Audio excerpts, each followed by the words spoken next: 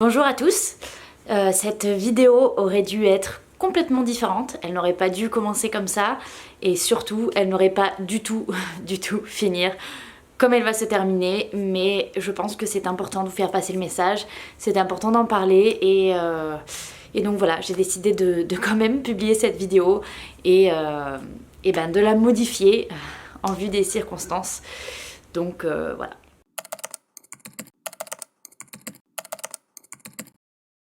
Hey, bienvenue sur une nouvelle vidéo, c'est Alice. Ça fait au moins 1000 ans que je suis pas revenue sur ma chaîne, mais ça y est, je suis de retour et dans une vidéo un peu particulière parce que aujourd'hui je vous amène un petit peu en vlog avec moi pour parler de mon premier trimestre de grossesse parce que voilà, je suis enceinte de mon deuxième bébé. On a donc passé les fêtes de fin d'année en pensant qu'on était enceinte, qu'on allait devenir parents en août 2022. On était très contents. Et puis je l'ai appris le 8 décembre 2021. Là on est encore en décembre, on est le 21. Je vais vous montrer comment moi je l'ai découvert avec mon fils Nolan et comment je l'ai annoncé à mon mari.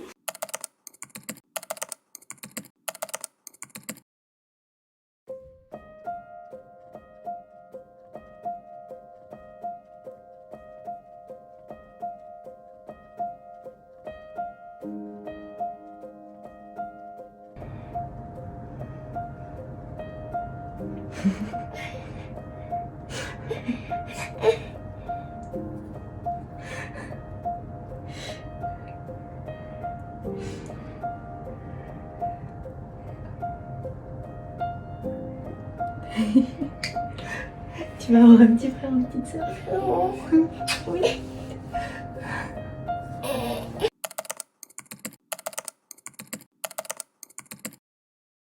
Donc la première différence déjà avec ma première grossesse, c'est que je suis au tout début et déjà je commence à avoir un petit ventre.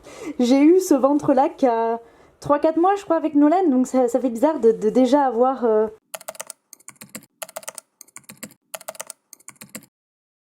Coucou, je vous reprends rapidement en direct de ma salle de bain avec mon petit bout qui prend son bain. Pour vous donner quelques petites nouvelles, donc je suis encore au tout début, là j'ai attaqué ma 7e semaine, je suis à 7 plus 2 SA, quelque chose comme ça.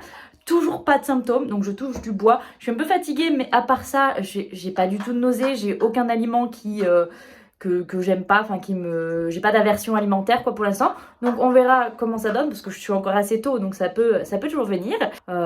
Personne n'est au courant encore, sauf nous. Donc du coup la famille ne le sait pas. Donc on a appelé tout le monde bien sûr pour souhaiter joyeux Noël sans donner la nouvelle parce qu'on attend quand même encore un petit peu. Et puis le 2 janvier, donc juste après la nouvelle année, j'ai commencé à avoir du sang. Juste quand je m'essuyais en allant aux toilettes. Je vais vous expliquer un petit peu comment ça s'est passé. Voilà, on est le 2 janvier ou le 3, je sais même pas. Le 3, le lundi, début de la semaine et j'ai fait une fausse couche. Ça a commencé hier et aujourd'hui ça s'est terminé. Voilà. C'était très léger, mais je sais pas pourquoi, moi j'ai tout de suite senti que quelque chose n'allait pas. Allez savoir s'il y a vraiment une intuition, si la grossesse s'était arrêtée il y a déjà un petit moment et je le savais donc au fond de moi sans vouloir vraiment l'accepter que cette grossesse n'allait pas aller plus loin. Mais voilà, les premières traces de sang, j'ai senti qu'il y avait un problème. Je l'ai donc dit à mon mari, j'étais vraiment pas bien, paniquée. Lui m'a rassurée, il croyait tellement en cette grossesse que pour lui tout irait bien, il n'a pas une seule seconde imaginé que je pouvais faire une fausse couche ou quoi, donc il m'a beaucoup soutenue. On a décidé d'attendre parce que les saignements étaient vraiment très légers, il y avait pas, c'était pas inquiétant. On a donc décidé de laisser passer la journée. Vu que c'était dimanche, on était en famille, on s'est dit si jamais voilà, il y a quelque chose, on verra ça le lendemain. Donc l'après-midi, la soirée passe, on va se coucher en se disant que tout va bien, en étant positif. Et en pleine nuit, vers 1h du matin, je me réveille pour aller aux toilettes et je sentais encore une fois que quelque chose n'allait pas, que c'était pas normal.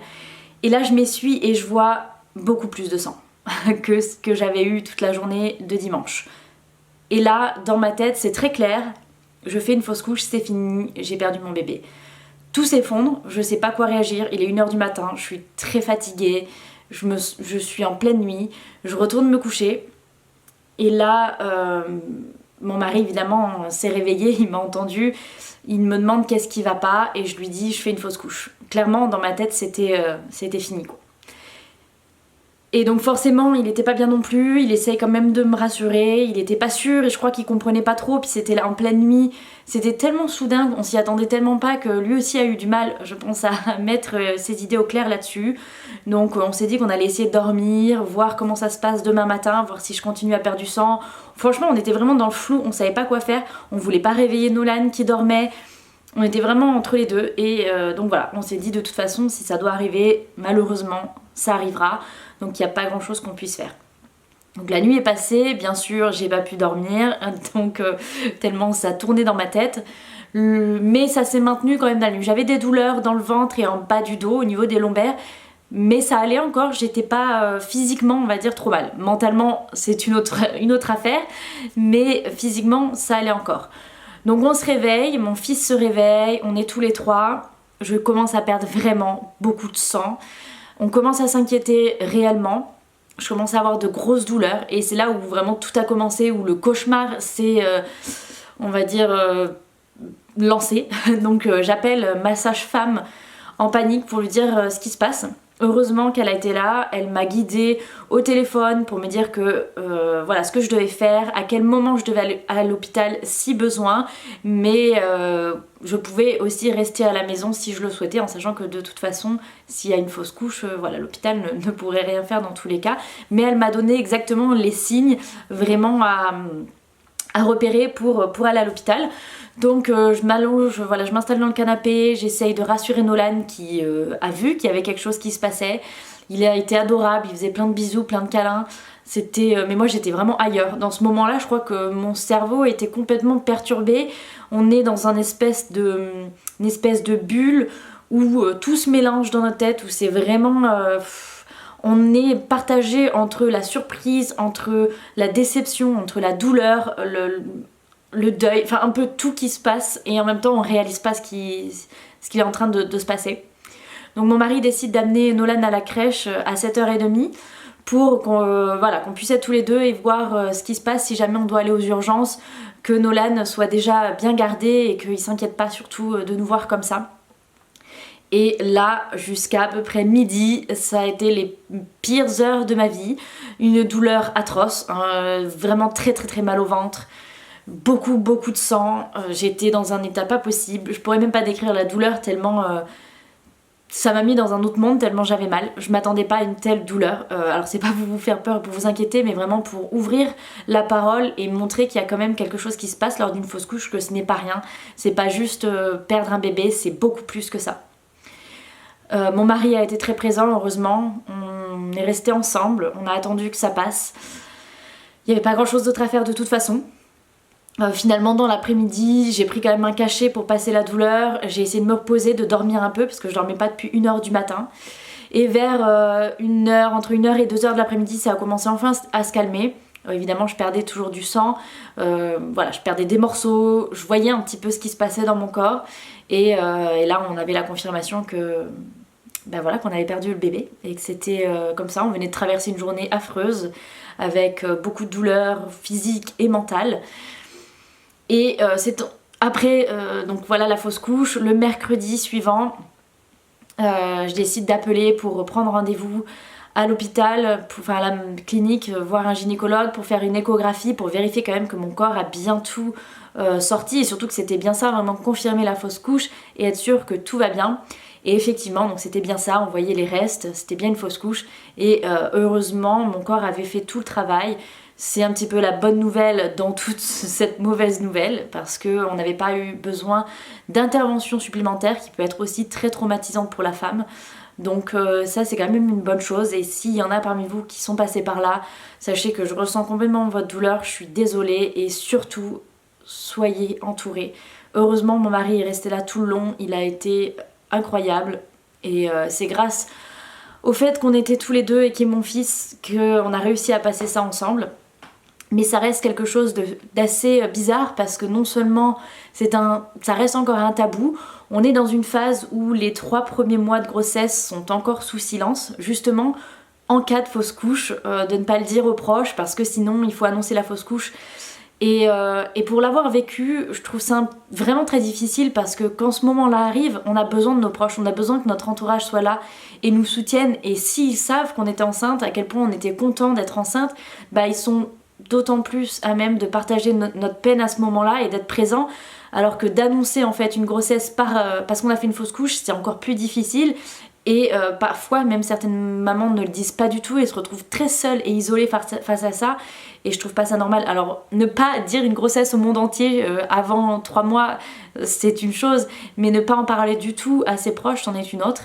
Et personnellement je suis très contente d'en avoir parlé, de l'avoir dit autour de moi, d'avoir eu ma maman qui m'a beaucoup soutenue pendant cette période, qui même si elle était en France et qu'elle était très loin, et ça aussi c'est difficile, elle m'a écrit tous les jours, elle a vérifié que tout allait bien, elle a essayé de me soutenir comme elle pouvait à distance, et honnêtement c'est quelque chose que je recommande à toutes, qui est vos proches, qui puissent être là pour vous et vous soutenir, parce que c'est un élément très important pour surmonter cette épreuve là.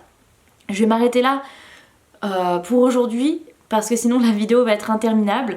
Je voulais vraiment partager ça parce que je pense que c'est important qu'on se soutienne entre nous. On est énormément de femmes à vivre ça et on reste quasiment, enfin majoritairement seul face à ça.